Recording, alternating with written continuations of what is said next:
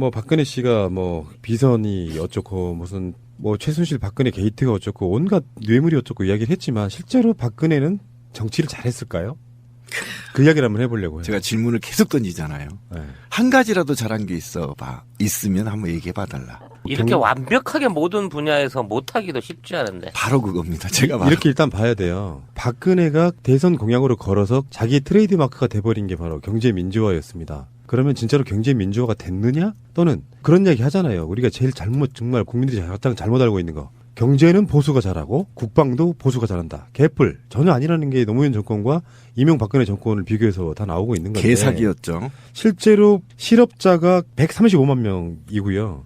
이게 1999년, 그때가 IMF 이제 한참 여파가 진행되고 있던 시기였죠. 그때 이후에 최악입니다. 실업률도 16년 만에 5%가 됐으니까 박근혜는 정말 머리 염색하고 필러 시술하고 처자고 좋은 한복 입고 최순실과 띵가띵가 할 때 나라의 경제는 완전히 망가뜨려 놓은 장본인 중에 하나여서요. 지금 뭐 비선 실세의 국정농단이 지금은 화제가 되고 있지만 언젠가는 가장 무능했던 대통령으로 기록될 부분이 분명히 있다라고 보는 것이거든요.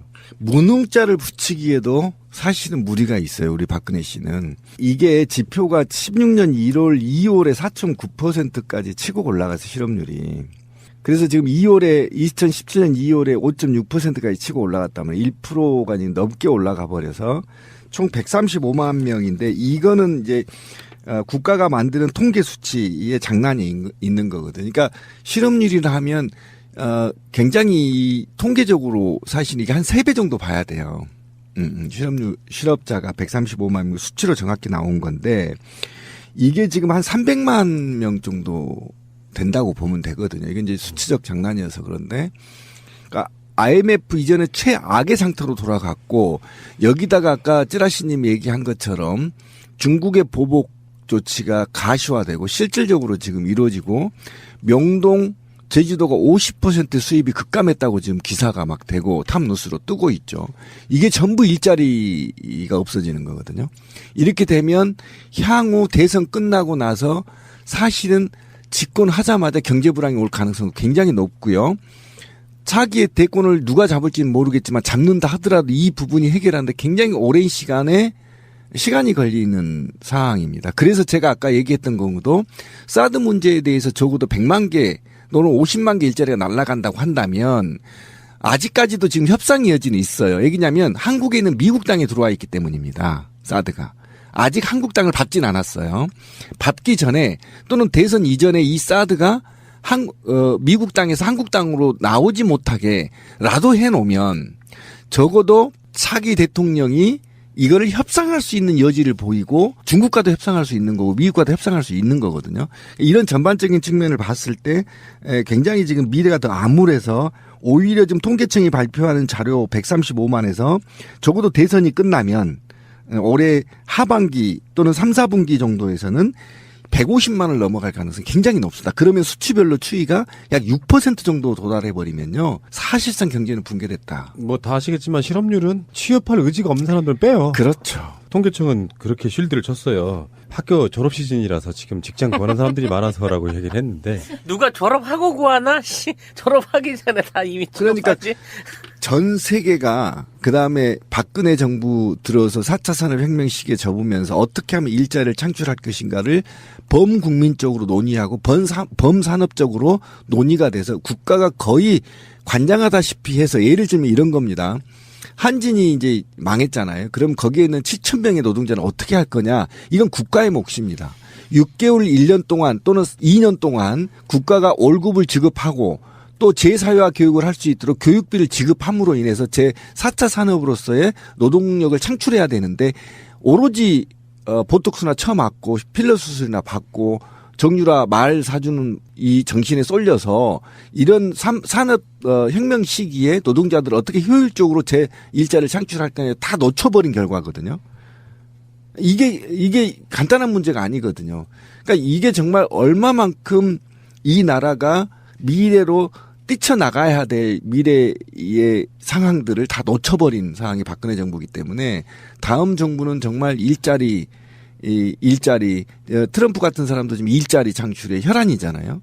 일자리 창출이 얼마만큼 중요한지를 반면으로 지금 보여주고 있는 겁니다. 그러게요. 우리가 이제 트럼프는 욕을 하고 있지만 어쨌든 트럼프가 당선이 된 이후에 가령 일본 기업에 가가지고 미국에다가 공장을 세워라 뭐 이런 압력을 행사하고 다니고 예, 그렇죠.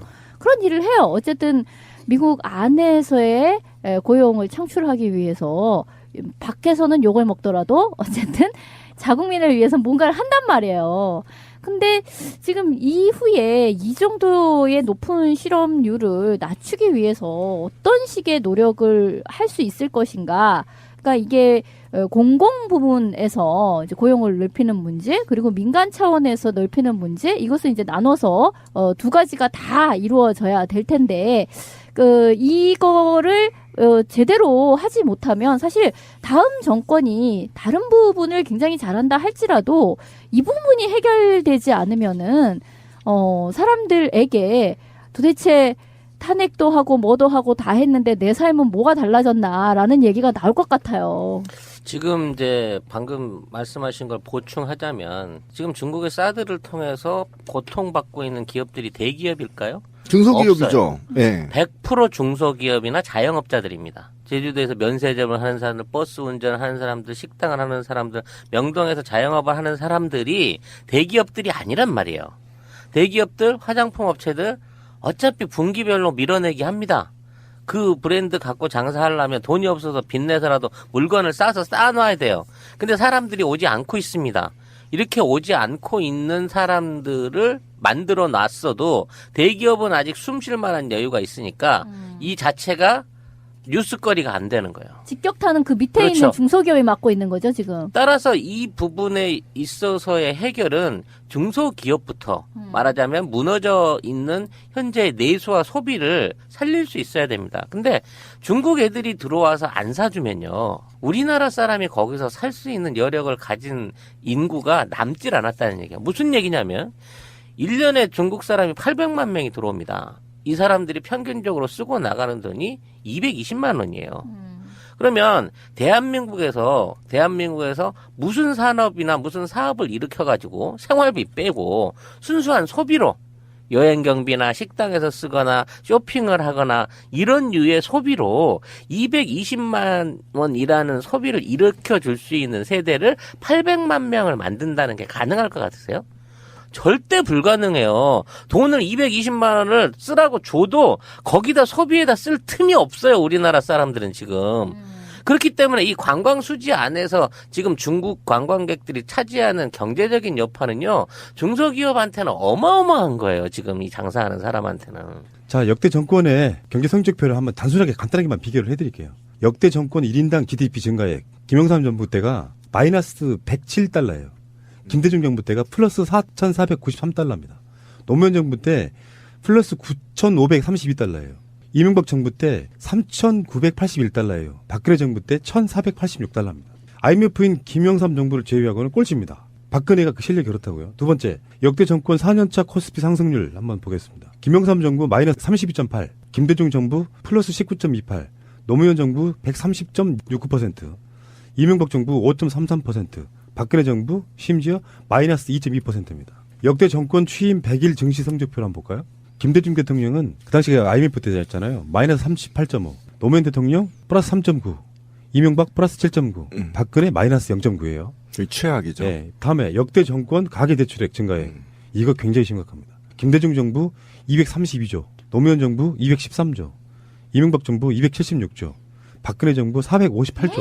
어머나 세상에. 계속 증가했죠. 이명박 갑자기 박근혜 막 더 왕창 많아졌네 진짜. 그리고요 경제 성장률은 어떤 의미가 좀 달라요. 그러니까 저는 이게 박근혜만의 잘못은 아니라고 생각해요. 성장률은 떨어질 수밖에 없는데 역대 정권 성장률 한번 볼게요. 김영삼 7.4, 김대중 5.3, 노무현 4.5, 이명박 3.2, 박근혜 2.9.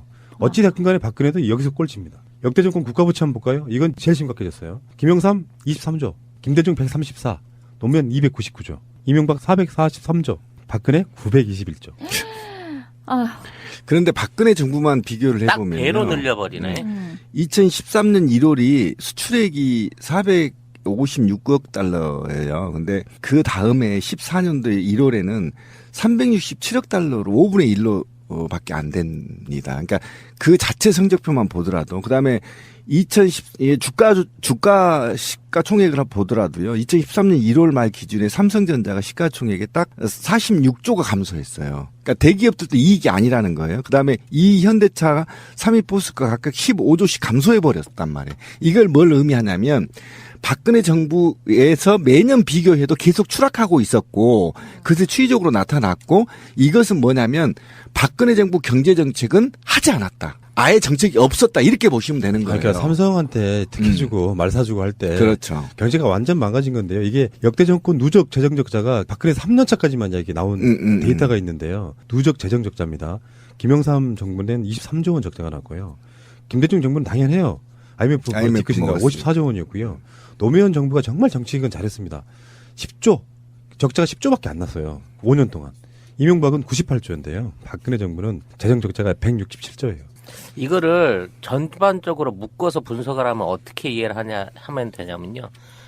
국가가 더 이상 내수나 수출로 성장할 수 있는 힘을 잃었어요. 그래서 계속 수출은 20%, 내수는 지속적으로 떨어지고 있는 상태에서 쓸 돈이 없잖아요. 돈이 안 도니까 주택담보대출 비율을 늘려가지고 사람들한테 생활비가 없으면 빚내서 쓰세요라고 대출을 해서 확 늘린 거죠.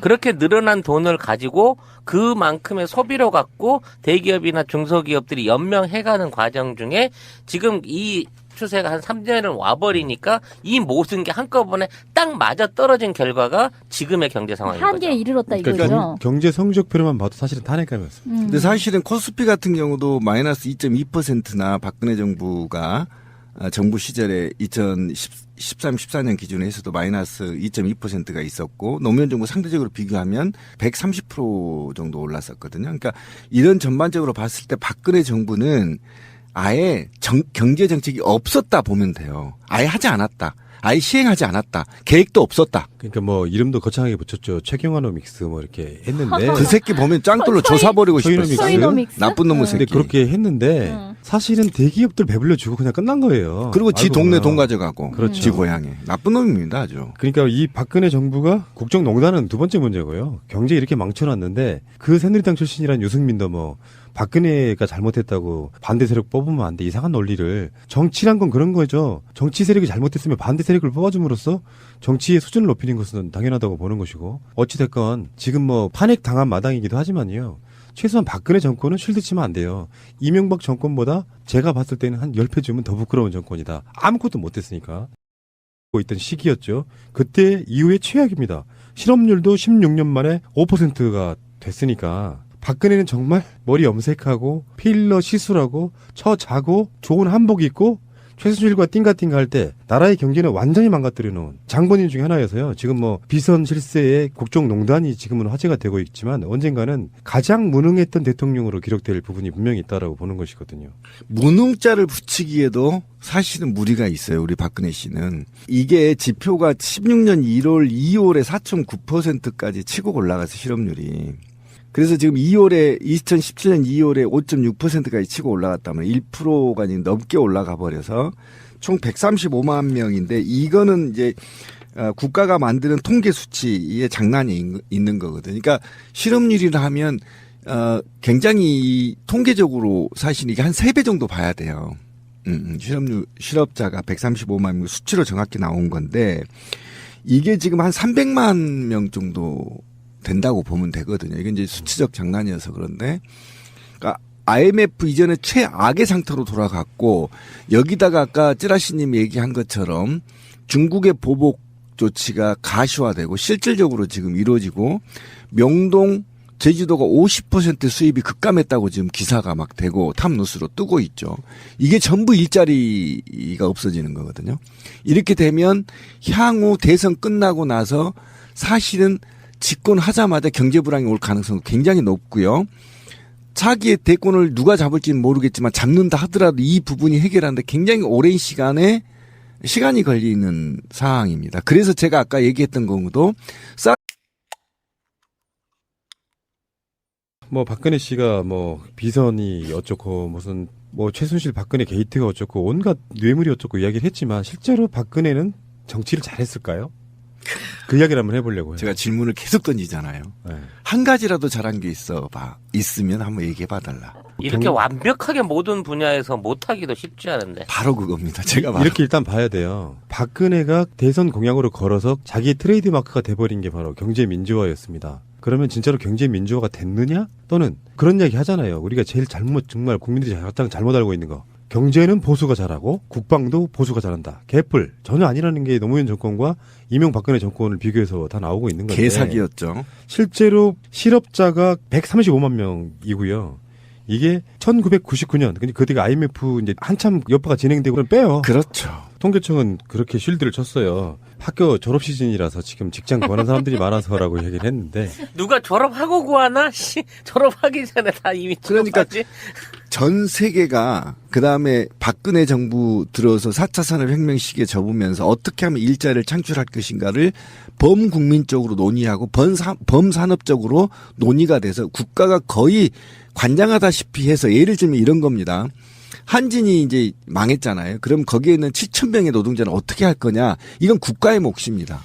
6개월 1년 동안 또는 2년 동안 국가가 월급을 지급하고 또 재사회화 교육을 할 수 있도록 교육비를 지급함으로 인해서 제4차 산업으로서의 노동력을 창출해야 되는데 오로지 보톡스나 쳐맞고 필러 수술이나 받고 정유라 말 사주는 이 정신의 솔라드 문제에 대해서 적어도 100만 개 또는 50만 개 일자리가 날아간다고 한다면 아직까지도 지금 협상의 여지는 있어요. 왜냐하면 한국에 있는 미국 땅에 들어와 있기 때문입니다. 사드가. 아직 한국 땅을 받진 않았어요. 받기 전에 또는 대선 이전에 이 사드가 미국 땅에서 한국 땅으로 나오지 못하게 라도 해놓으면 적어도 차기 대통령이 이거를 협상할 수 있는 여지를 보이고 중국과도 협상할 수 있는 거고 미국과도 협상할 수 있는 거거든요. 이런 전반적인 측면을 봤을 때 굉장히 지금 미래가 더 암울해서 오히려 지금 통계청이 발표하는 자료 135만에서 적어도 대선이 끝나면 올해 하반기 또는 3, 4분기 정도에서는 150만을 넘어갈 가능성이 굉장히 높습니다. 그러면 수치별로 추이가 약 6% 정도 도달해버리면요. 사실상 경제는 붕괴됐다. 뭐 다 아시겠지만 실업률은 취업할 의지가 없는 사람